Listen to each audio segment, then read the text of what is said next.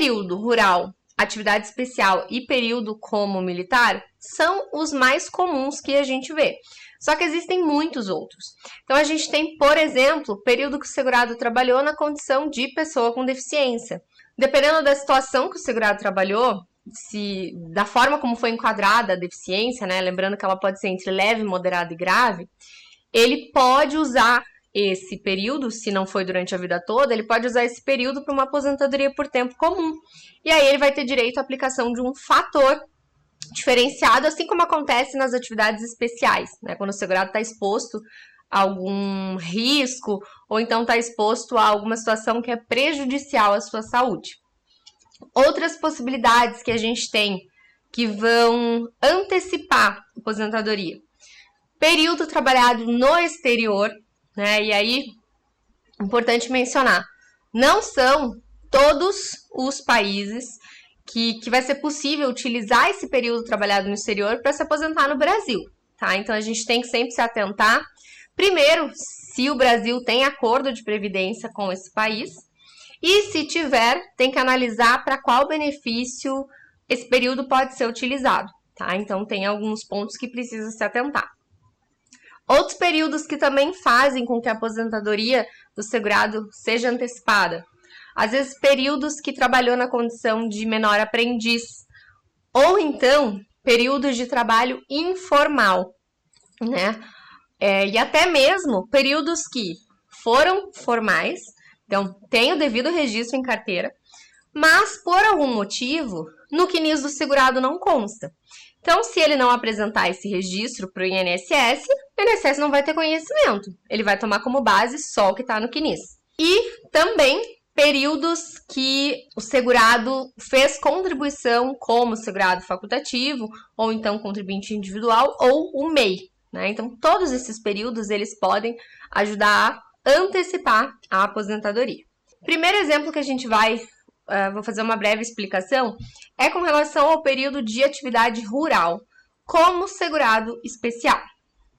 A gente tem aí a possibilidade, para aqueles segurados que trabalharam na lavoura junto com a sua família, né, trabalharam ali na condição de segurado especial, em regime de economia familiar ou individualmente, mas que faziam o plantio para subsistência da família, né? Então, eventualmente, vendem para cerealistas da região, mas o plantio, a atividade que eles executam no meio rural, não tem fins de comércio, né? A ideia não é ganhar dinheiro com a venda, a ideia é realmente a subsistência da família.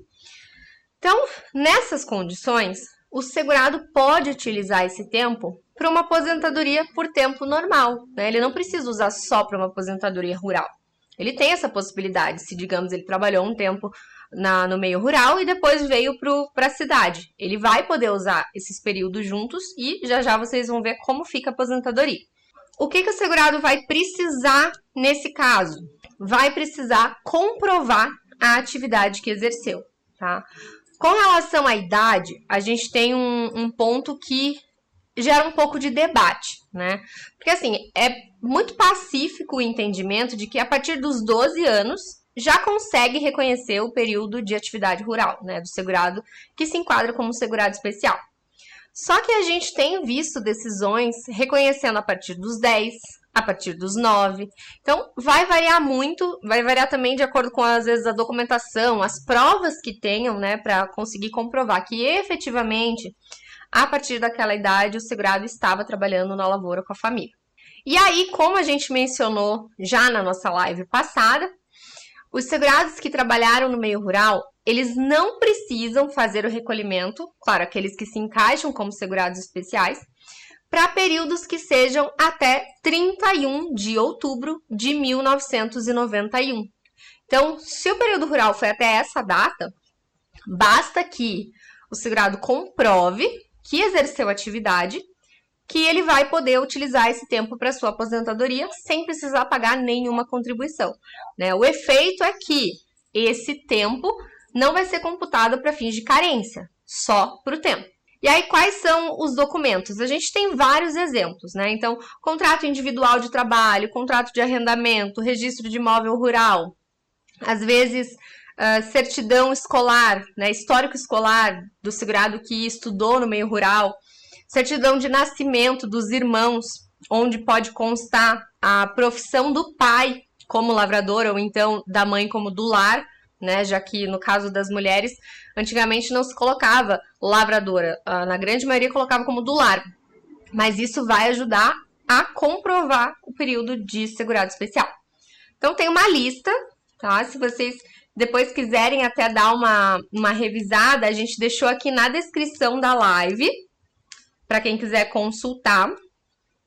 E já aproveito o gancho para falar para vocês se inscreverem aqui no canal, deixarem o like, ativar o sininho para sempre estar recebendo os nossos conteúdos e as nossas lives. E aí, outro período que nós temos, que também ajuda a antecipar, como eu falei, é o caso de período militar. Então, o período que o segurado serviu o exército, como soldado, enfim, ele vai ser fornecido para ele um certificado de reservista. E com esse documento, claro, ele precisa estar de acordo com as exigências para que o documento seja válido. Com esse documento, ele vai poder utilizar esse período para a sua aposentadoria. Então, muitos segurados não sabem, e é muito comum, né, no caso dos segurados homens terem exercido serviço militar. Então, isso aí acaba antecipando para o caso dos homens. E outro exemplo que a gente vai conversar aqui na live, né, e vou trazer exemplos no caso, é para período de atividade especial.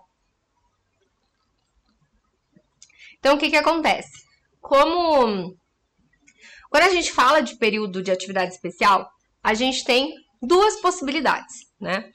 Então, tanto o segurado pode utilizar o tempo integral para uma aposentadoria especial, isso, claro, se ele cumprir, né, os requisitos, ele vai precisar ele vai precisar comprovar um determinado número de anos de que ele exerceu aquela atividade exposto às condições que ele está alegando, né?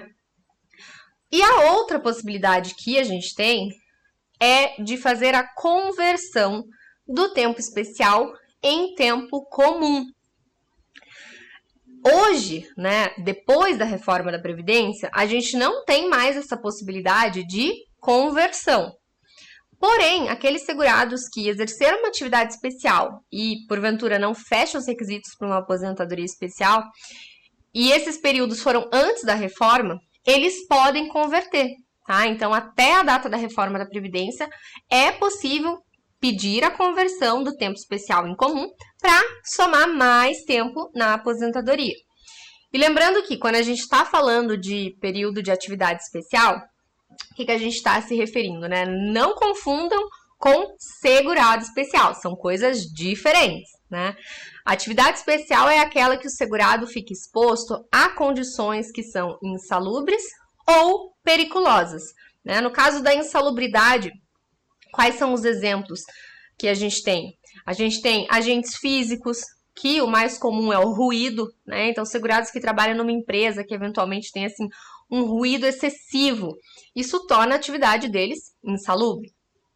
Ou então, agentes biológicos. Às vezes, um médico que trabalha num hospital ou uma enfermeira que trabalha num ambiente hospitalar, ela vai estar exposta a vírus, fungo, bactérias, e aí, estando no ambiente hospitalar, ela vai conseguir reconhecer, né, vai conseguir contar esse tempo como um tempo a mais para a aposentadoria.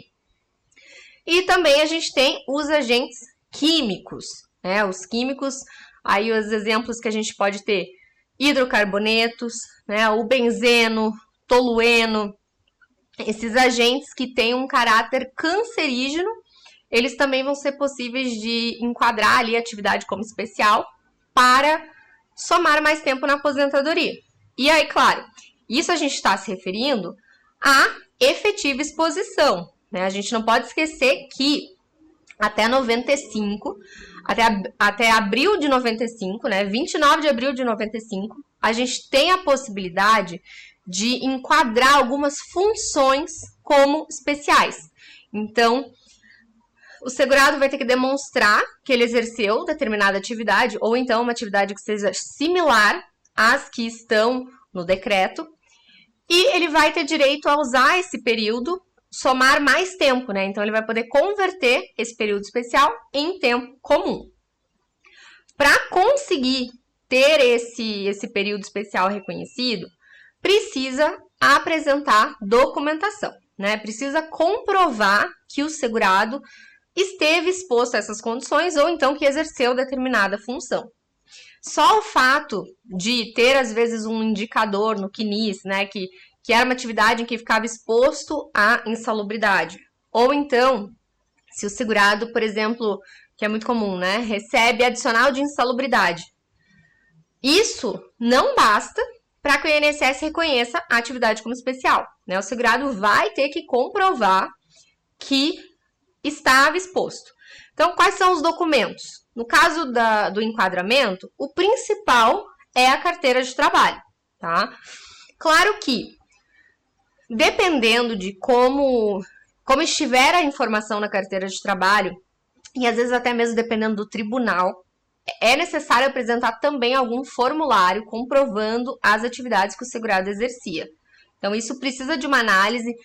Hoje em dia, não basta, na maioria dos casos que a gente pede um enquadramento por categoria profissional, não basta apresentar só a carteira de trabalho. Então, tem que analisar para ver se cumpre os requisitos, caso contrário, apresentar outro documento.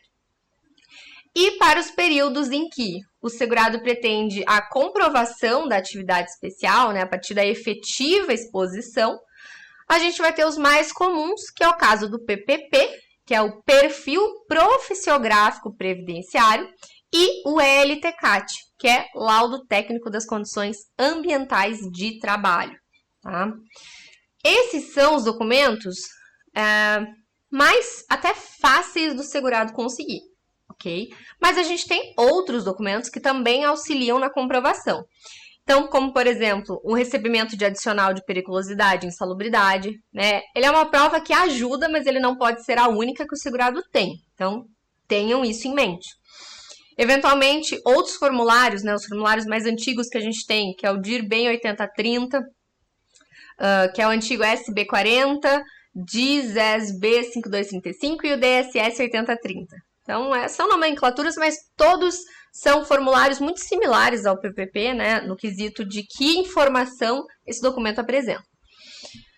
E também, laudo de insalubridade de reclamatória trabalhista, às vezes certificado de curso e apostila, né, isso é muito comum no caso dos vigilantes. Então, a apresentação de certificados de curso que o segurado fez, referente até então, questionava muito a questão do uso da arma de fogo, né? Hoje em dia já não precisa mais, precisa comprovar apenas que exercia essa atividade e ter o PPP com a descrição das atividades exercidas. Mas existem outros documentos que vão auxiliar na comprovação. Também, essa descrição, essa lista de documentos também está aqui na descrição da nossa live, tá? Então, se depois você ficar com alguma dúvida, dá uma conferida aqui na descrição que tem bastante informação. Muito obrigada por assistir essa parte da nossa live sobre períodos que podem antecipar a aposentadoria. Se você quiser ver os outros exemplos que eu dei na live, pode acessar aqui a nossa página que a live ficou salva. E se você tiver alguma dúvida, manda pra gente nos comentários. E também se tiver alguma sugestão de tema para as nossas próximas lives. Não se esqueçam de se inscrever aqui no canal, ativar o sininho e deixar o like para que mais pessoas sejam alcançadas com os nossos conteúdos. E também nos sigam em nossas redes sociais, no LinkedIn, no Facebook e no Instagram, e fiquem muito à vontade para enviarem as suas dúvidas. Muito obrigada!